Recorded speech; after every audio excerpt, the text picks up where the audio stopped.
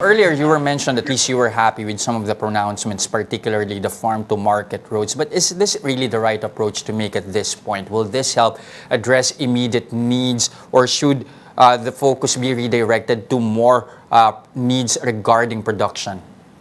I think the farm to market road is a long term, not a immediate solution. What we need now is immediately is the fertilizer subsidy to the farmers. If we will not give the subsidy to the farmers, we will have a high price of palay, we can harvest, and the price of our rice will not come down. So the immediate we need is, of course, the subsidy of fertilizer to be given. Okay, sir. So subsidies clear for you, something that needs to be done as soon as possible. But sir, he's also mentioned, and we reported that earlier on, po, that he's looking, or even Moody's is saying there needs to be deals with other countries, particularly fertilizer. So China, UAE, Russia. What is the status po with our fertilizer importation? You know, how bad has it been? How much have we been affected by the Russia-Ukraine war? And what would these deals achieve? Yeah, before the war between Russia and Ukraine, the price of fertilizer already gone up, no, because of the demand from other countries, and since urea come from the the country that produce oil. This is the byproduct of oil. So he mentioned Saudi, Russia, Ukraine, Malaysia, Indonesia, China. These are the producers of urea. And if we have a G2G transaction with them, it is a welcome to the farmers, so that the government can have a subsidy directly given to the farmers. Okay, sir, another issue here is, of course, the RCEP, no, which has not yet been ratified but might be or likely to be reviewed in the next Congress. Sir, business chambers are pushing for that, but the agriculture sector, a lot are still iffy, especially since, you know, we might be swallowed up by the, you know, the giants like China, etc. Sir, what is the situation now? Do you think that RCEP should be ratified despite the issues regarding agriculture?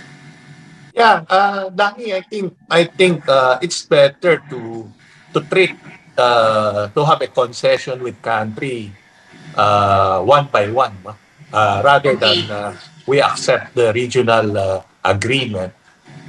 So we could bargain with them what we need and what we don't need.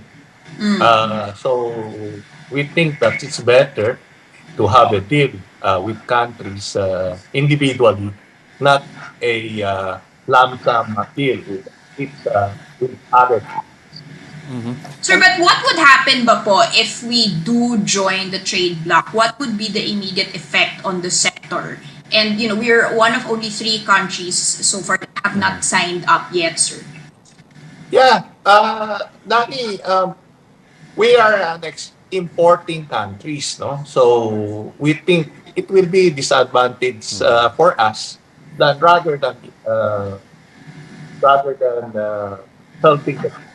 So we review the RCEP, see any advantages to our local producers. So it's better if we deal with China, individual, or Vietnam, so that we could ask them what we need and what they need individually. Okay, so separate deals, individual deals, rather than be part of a whole regional trade bloc. But another thing that the Marcos administration has been pushing for is a review of the rice tarification law. What we know so far is that he only wants an increase of the Rice Competitiveness Enhancement Fund.